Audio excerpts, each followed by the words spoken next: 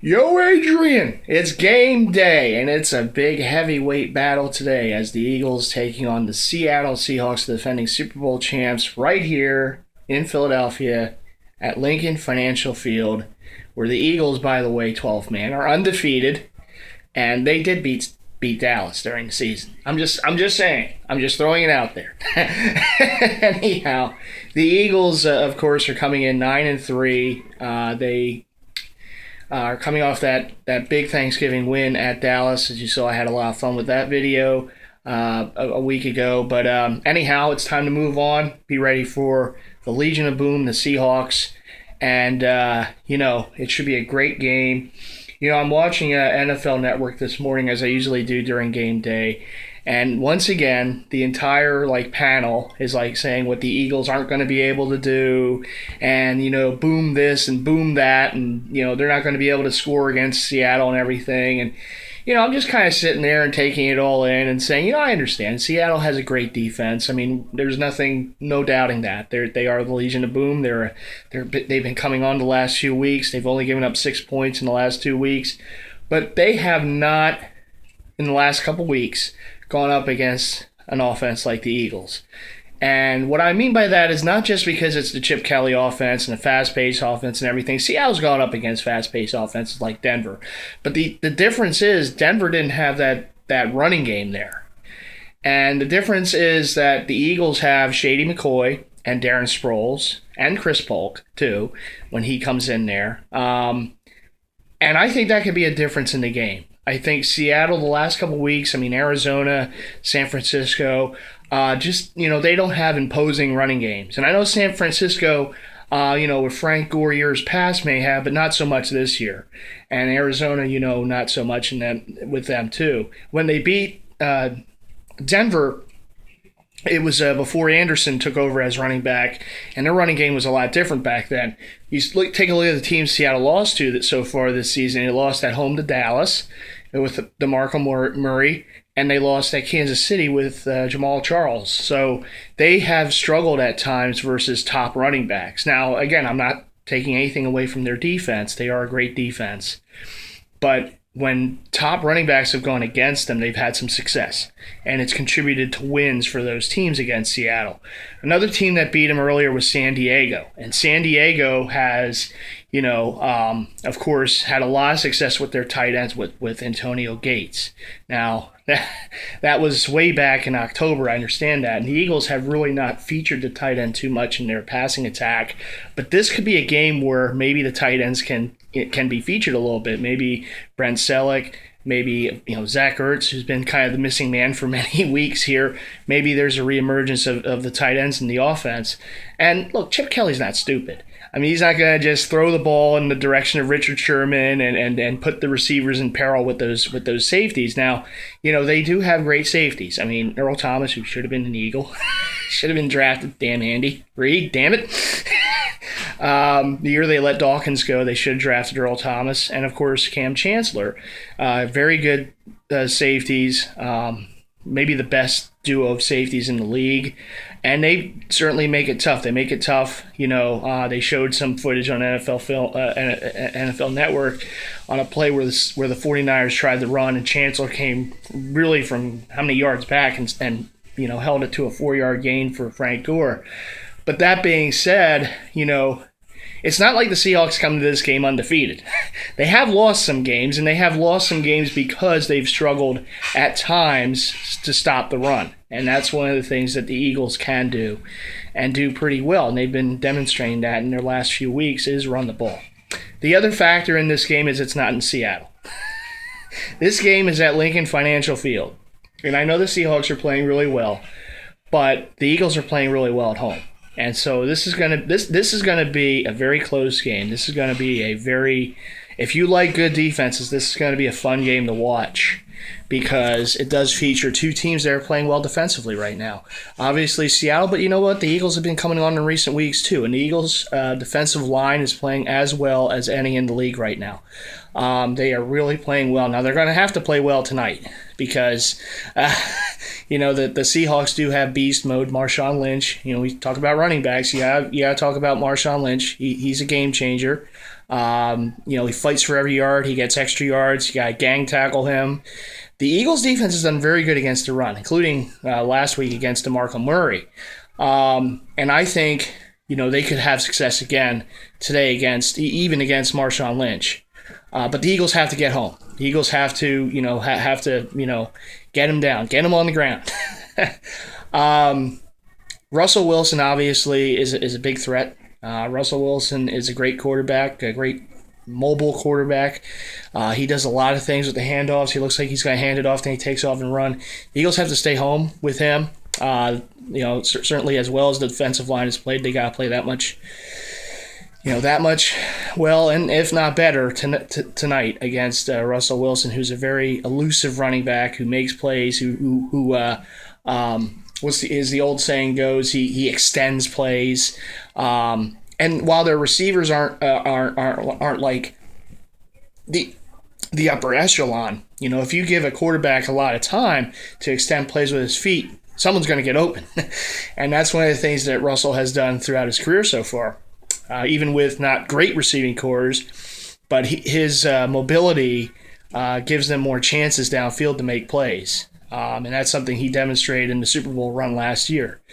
So the Eagles have to certainly stay home and maybe get a spy on him and contain Wilson. It should be a great game. I'm really looking forward to it. As some of you might know, last year my pick was the Seahawks to win the Super Bowl, and I was, certainly after the Eagles got knocked out by the Saints, my full attention then was on Seattle, and I was, rooting for them and hoping they'd win. And I've always had a little soft spot for the Seahawks over the years, and Russell Wilson is probably my favorite non-Eagle right now playing. So, but this is the game that I'm not rooting for Russell Wilson. I'm not rooting for the Seahawks. Of course, I'm rooting for my Eagles. And I've joked with people. I said, well, with the fact that I, picked them to win last year and, rooted for them in the Super Bowl and everything like that last year, we have a wink-wink agreement that, okay, they were able to win the Super Bowl, but now they have to lose to my Eagles. Hey, if only it was that easy, right? But anyhow, I think the Eagles have a good chance of winning this game. I think one of the factors is also going to be special teams. The Eagles are just a very, very good special teams unit, coverage unit, return unit, and I think Darren Sproles can make some plays against the Seahawks, whose coverage units haven't been that great, as I heard on the radio earlier in the week. In fact, we have one of their better special teams player from a year ago in Maragos, now in the Eagles. So I think the Eagles could certainly make some plays there, special teams. And, of course, Shady McCoy, Sproles, big part of the game, the tight ends maybe. I think the Eagles are going to win this game 38 to 26, or 31 to 26. 31-26 Eagles. That's my prediction, and we'll see if I'm right. Anyhow, I'm going to get back watching some more NFL Network pregame stuff, and then, of course, the Eagles game later today at 4:30 p.m. Eastern Standard Time. All right, everyone. I'll see you after the game. Well, in the next segment, anyhow. Go Birds! Okay, so obviously no light up hat today because the Eagles do go down 24-14 to the Seahawks yesterday evening. First home loss of the season. Definitely a bummer after the win against Dallas on Thanksgiving. All credit to Seattle. They played like a defending Super Bowl champion. Like the defending Super Bowl champion that they are. They played as they've been playing in recent weeks, back to that defensive form that they've showed last couple seasons, really, but particularly last year on their way to the and winning the Super Bowl over the Broncos in dominant fashion. The Eagles, I just want to touch on a few things, really. Like I said before the game, I thought special teams would play a role, and really it did. The Eagles' special teams did what they've been doing all year. They were able to pin Seattle deep numerous times. They were able to, on one occasion, Huff returned a kickoff near midfield, I should say, if I can speak right. And they also recovered a muffed punt by the punter, Ryan. It was really more of his fault. He just kind of dropped the ball, literally, on that play, which set up the first score of the game, which the Eagles touchdown put them up 7-0. But Seattle, you know what? They're a championship team. When you have won a Super Bowl, and as the case that Seattle has, really nothing phases you. You fight through attrition, you fight through a lot of things, and when you're the defending champs, you're going to get your opponent's best every week. And they've certainly done that. They've certainly gotten more healthy. They got Wagner back as their starting middle linebacker. Certainly makes a difference with an already potent defense. And really, since he's been back, they've been back to their championship defensive ways. They've been getting turnovers. They've been just wrecking havoc, and they do have the best secondary in the league. And when you have that, you're going to win a lot of games. And they proved that the last few years, and they keep proving it. They have a dynamic quarterback, really, who's I've been on record as saying this. He's my favorite non-Eagle. He's the player that I'm a fan of more than any other who's not a Philadelphia Eagle, which is one of the reasons why I was rooting for them last year after the Eagles got knocked out by the Saints. I was rooting for the Seahawks and hoping that they won, and they did. Of course, I also picked them to win last year before the season. All that being said, defensively, the Eagles played pretty good. They gave up 24 points, but they were able to slow down Marshawn Lynch and the Seattle running attack. Russell Wilson made plays, but you know what? He's going to make plays every week. Nothing new about what he did. It was one of the fears going into the game was the Eagles secondary against Seattle, even though their receivers might not be, all pro, world beaters. One-on-one coverage downfield, and if you let Russell get away a few times, he's going to beat you. And that's what he did. He ran for a long touchdown. He made some nice throws. Third and longs they converted time and time again. The Eagles defense just could not get off the field on third and long. But that being said, what we've seen with the Eagles defense this year, the positives continued. They were able to get pressure on Russell Wilson. They were able to slow down that potent running attack of the Seahawks. The problem is they just couldn't contain Russell Wilson from time to time. Let him get away a few times. He made some plays. He made some throws. Made some runs. But all in all, you can't blame the Eagles' defense for that game, even though they gave up some third and longs. Their offense just was, for the most part, non-existent, and in large part because of Seattle's defense. They're that good. They really are. And, some of the factors I thought going into the game, one of them was Shady McCoy. He only got 50 yards. Did not have a very good game. Unfortunately, he had a death in his family. But he just wasn't the same. I did say one of the keys was the tight ends, and Zach Ertz played a role in the game. He had a touchdown. He did not catch another what would have been a first down. The pass was a little high, but still one he should have gotten. I'm sure he would admit that. But kind of a key moment in the game there. But you can see where the tight ends can play a role against Seattle's defense, even though they're the best in the league. You can still have some success with the tight ends with them. I still believe you can still run on them. The Chiefs did so with Jamal Charles in some weeks ago in a win at Arrowhead. It's just. I'd like to say if the Eagles had another chance at them, whether it's here, whether it's in Seattle, I'd like to see how it plays out a little more there. Offensively, if it's a little different, maybe it will be the same. I really don't know. Maybe Nick Foles will be the quarterback at that time. I really don't know. But, all in all, not a good game from Sanchez. As soon the Eagles, late, fourth quarter, they get a turnover, they get a fumble by Lynch, who doesn't fumble that often, but they got one from him. And in the very next play, Sanchez just lobs one up there. And, you want to take chances, even with a defense like Seattle. You still got to take chances. Maybe you get pass interference, calling a deep ball or whatever, but it just isn't happening. It's not happening with Sanchez for the deep ball. The one kind of thing I said earlier in the year about Nick Foles constantly just going to that deep throw, but when you're playing a team like Seattle, and you notice what happened, it was 17-14 Seattle.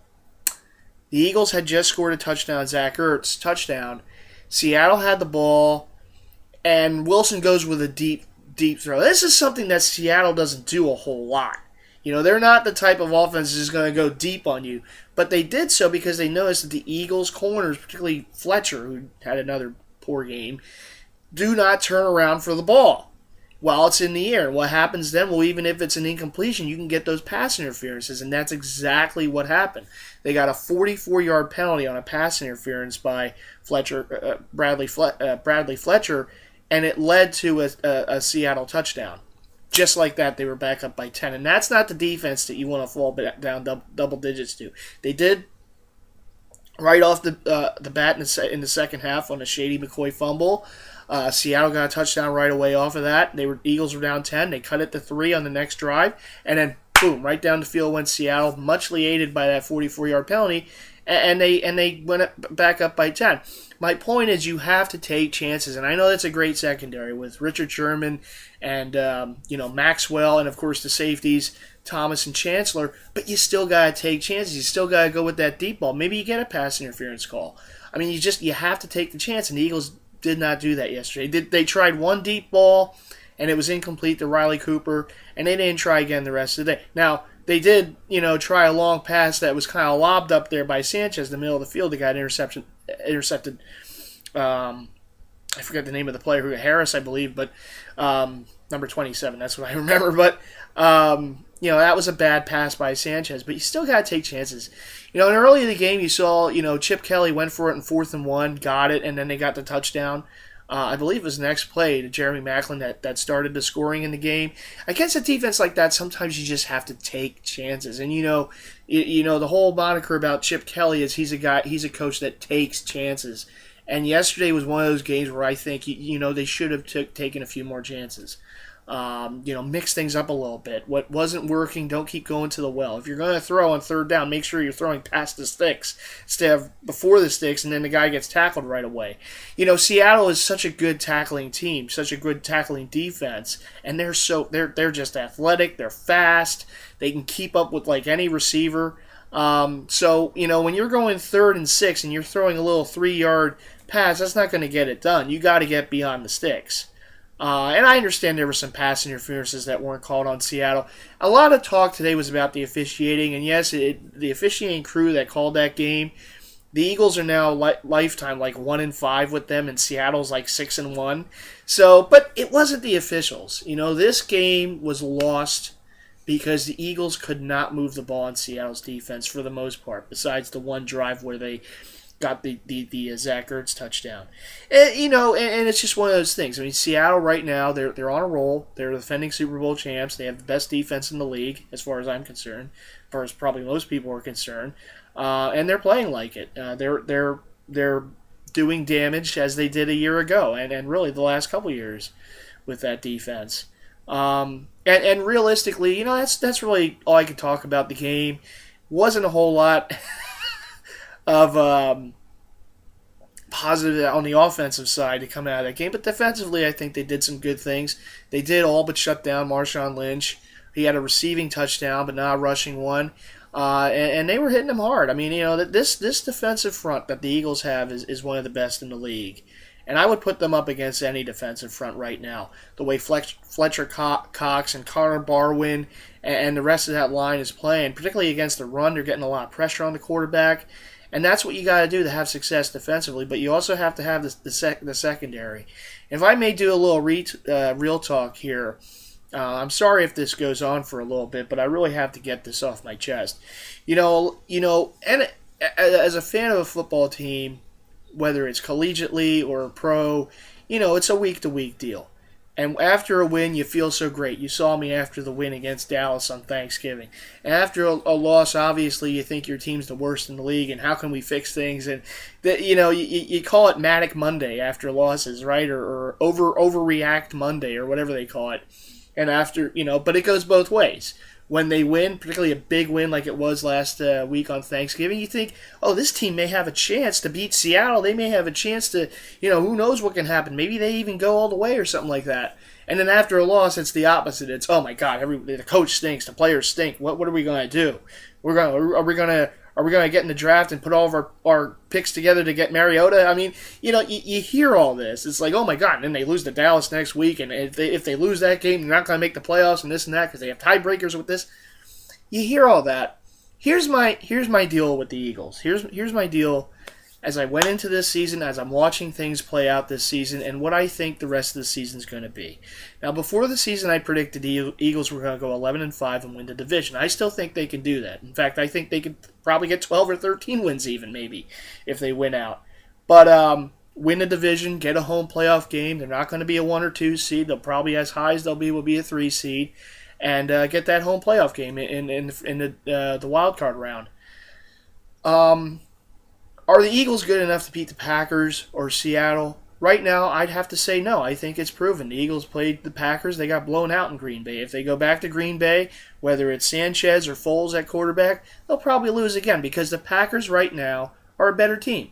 They play Seattle again, whether somehow Seattle doesn't win the division and Arizona gets it and Seattle gets in as a wild card and maybe they have to come here for the division round. Could the Eagles beat Seattle, particularly if it's here? Certainly if they play better on offense. But right now, the way I saw it, Seattle, I mean, they all but shut down the Eagles. But no, they did not shut them out, Warren Sapp. Eagles did get 14 on them. But, maybe some things factored into the game with the running game and with Sanchez having his issues with it. But right now, I got to say, you know what? Seattle proved that they can stop the Eagles. And if they could do it once, they could do it again. So right now, I'm going to say would I rather play them here than in Seattle? Absolutely. But can I honestly say the Eagles are going to beat Seattle after what I saw yesterday? No, I can't say that. Seattle's a defending Super Bowl champion. They know how to win in the playoffs. The Eagles, under Chip Kelly, still have to win a playoff game. Now, I will say that. I will say that, and I will say this. I think what people need to remember, and I've heard a lot of different people on the radio today, in sports talk radio, again, Overreact Monday, right? A lot of people calling in and saying stuff. What people have to remember is that just a few years ago, this was a 4-win team. Andy Reid's last year, they won 4 games. They were one of the worst teams in the league. Chip Kelly comes in, and maybe the process was sped up a little bit. They go from 4 wins to 10 wins, win a division title on the road in Dallas. People say Chip Kelly can't win big games. Well, they won a pretty big game to win in Dallas to win the division last year. And then, okay, they lose the home game in the playoffs to the Saints. But they go from that to this season where they've already won 9 games. Now, to me, is this a finished product? Absolutely not. Okay? You go into this season, right? There's a handful of teams that people pick to go to and to win a Super Bowl. You got Seattle, obviously, defending champs. You got Green Bay. You got Denver. You got New England, right? The perennial favorites. Anyhow, these are the teams that are in that upper echelon, right? If you're going to win, you're going to have to beat them. And then there's the teams that are like, maybe the sexy picks, like the 49ers or the Saints, that kind of, just people get a feel for them and say, okay, this is the team that's going to win. Well, in these rankings, the Eagles are not there. They weren't there before the season. They certainly weren't there last season. And they still have a ways to go before they get to that level. I'm in the understanding, watching this team play every week, rooting my heart out for them, and I always hope they win this. I hope every year that this is finally going to be the year that I see the Eagles win the Super Bowl. God knows I've suffered for so many years without seeing them win, right? But I also have to be realistic about this. I picked them to go 11-5 this year. That's a step up from a year ago. And I believe in the process. This team is not ready to win a Super Bowl this year. As I speak on December 8th, 2014. Can that change? Anything can happen.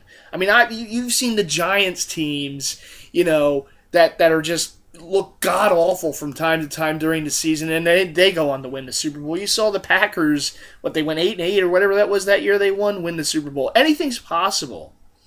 But if you're going to, look at this thing realistically as we go on the rest of the way, the Eagles are not up there. They're not ready for that next level. And it would be unfair to say that they are, because it's a process. We just get this coach last year. It's going to take time.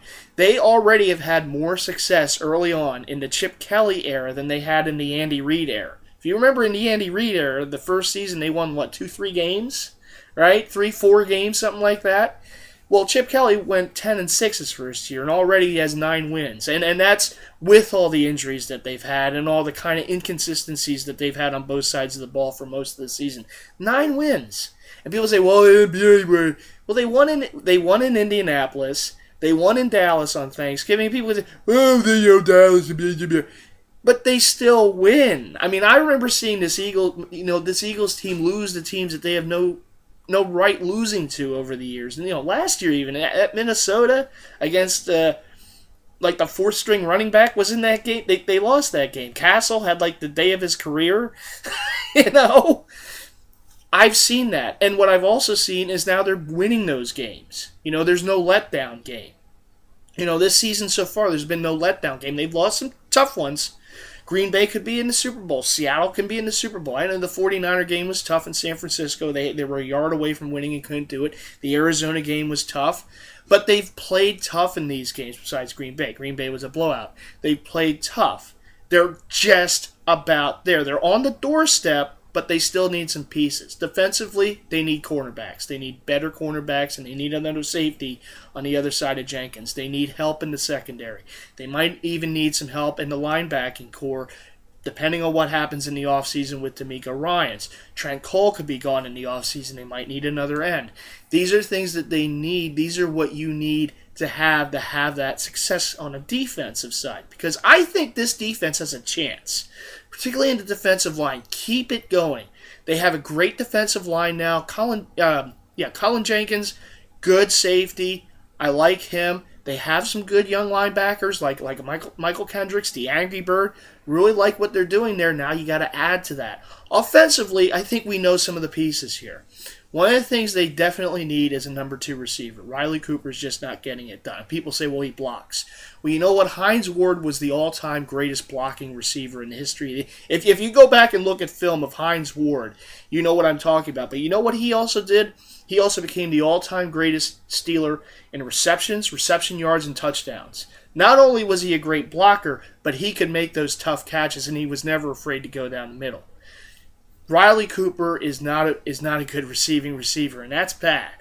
When you make your money to catch the ball, that's what you got to do, and Riley Cooper just isn't getting it done. He's a decent blocker, yeah, but he's not a threat as a wide receiver. He's had some games here and there, but not overall. The Eagles need to address that. They need another receiver on the other side of Maclin. They need to pay Jeremy Maclin. They need to do what they have to do to keep him in-house. Because you know what? He's had a great year. Possibly an all-pro year. And he doesn't have anyone on the other side of him. Which makes it even more, the reason to bring him into the fold. I like what I'm seeing out of Jordan Matthews. The tight ends, we haven't seen him enough to really know what we have in Zach Ertz. But I will say this, and of course the running game was shady. The offensive line, pretty good. Some of them are getting a little older, longer in the tooth. You might want to invest in getting some younger offensive linemen to kind of rotate down the road, maybe in a year or two. Biggest thing is going to be quarterback. And people say, well, what about Nick Foles? Nick Foles last season, 27-2 touchdown interception. We know that. He had a lot of success. This year he was a mixed bag. And that was before the injury. And I understand with the offensive line and the issues and the injuries and whatnot, maybe Nick's the future. I don't really know. I still don't know what to think of Nick Foles. I really don't. He's like that mystery tied up in an enigma that you just don't know. I know the future isn't Mark Sanchez, and I will say that. Mark Sanchez is a guy that's good for a few games, come in relief. But with all due respect to the guy, good guy, really, embrace the fans and everything, good guy. I'm not saying anything against him. He's just not a guy that's the solution for the long term here. And I really don't know if it's Nick Foles. I have no idea. And that's going to be one of the big keys going forward is to finding that quarterback. But all that being said, if they can address some of these issues in the offseason, maybe going into next season, whatever, what have you, they could turn into one of those teams. And obviously a lot's going to have to do with the quarterback. A lot's going to have to do with what do they do in the secondary on defense. What do they do for that number 2 receiver?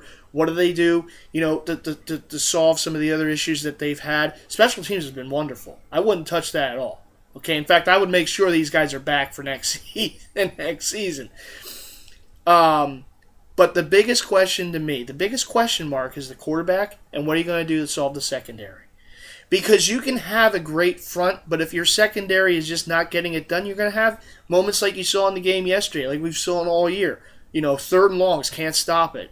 You need athletes in the secondary. You need guys who are going to turn their head at the right time when the football's coming.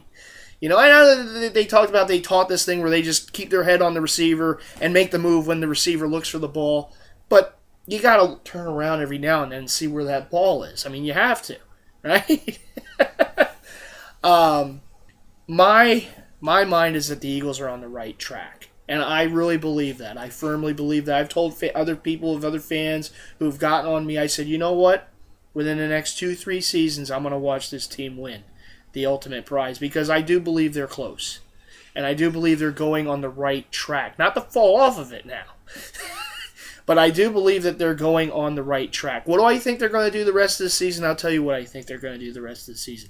I think they're going to beat Dallas next Sunday night. Why? Because they match up well against Dallas. This offense matches up well against Dallas's defense. And I really think they're going to beat them. Again, I know that Dallas has some extra time to get ready for the game, and they remembered what happened on Thanksgiving, embarrassed and everything. I think the Eagles match up well against them. I think they'll win. I certainly think the Eagles are going to win at least one of the next 2 games after that, at Washington, at the Giants, maybe even both, and get that division championship and get that first home playoff game, whether it's against like an Arizona or Detroit. I really don't know. Maybe even Dallas. Who knows? But I think they will get the home playoff. I think they win at home this year in the playoffs. I don't think they have a redo of what they did last year where they lose the home playoff game. I think they win in the playoffs. But if they have to go to Seattle or Green Bay in the following round, I think that's probably where the ride's going to end. I would love to see them win that game and go to the NFC title game, but I just don't know. I don't know if they're quite there to win in a Green Bay, win in a Seattle, as they're made right now. Even if Nick Foles is the quarterback at that time, who knows? But I still don't think that they're up to that level to win against one of those teams in their building. You never know, and I should never say never, but this is just my opinion. I think in the offseason they're going to have to make moves. They're going to have to continue to progress, continue to go upwards. And as long as they're doing that, I can safely say I do believe in the next couple years they're going to win a Super Bowl. As long as they keep having that ladder go up and not go flatlining or go down or fall down the ladder, I think they have a very good chance. I think that they're one of the mix of teams that's kind of ready to take that next step. It might not happen this season. Maybe, who knows, even next season, but I think they're very close. I think there's some pieces away. They need to do whatever they have to do to get the pieces. This fan base is ready. We're ready like we've never been. We're behind them. What they have to do now is make sure that they're doing the things necessary to keep going up the ladder and not fall back down. I don't know that's my opinion as what's going to happen the rest of the season. Who knows, right?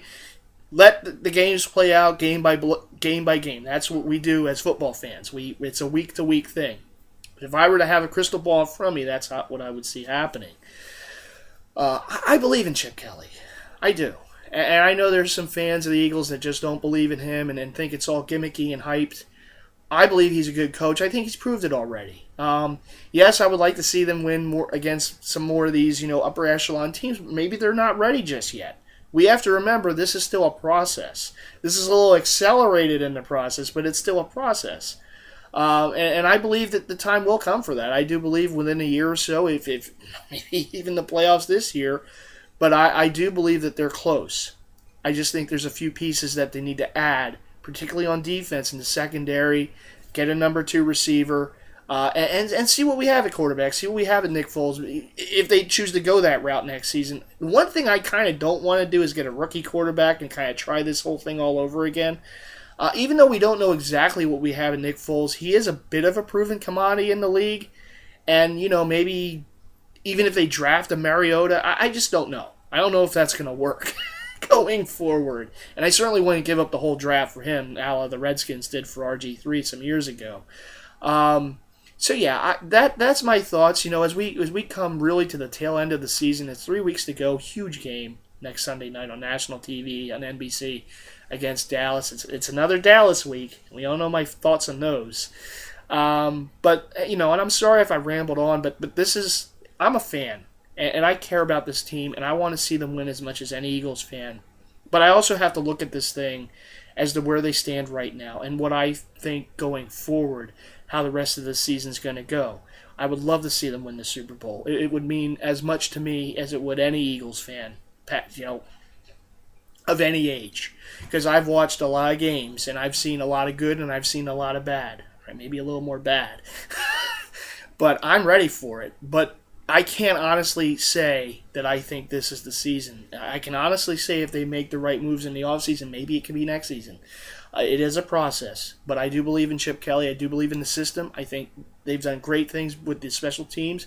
Billy Davis has been a great defensive coordinator. They're putting things together. It's just going to take a little more time.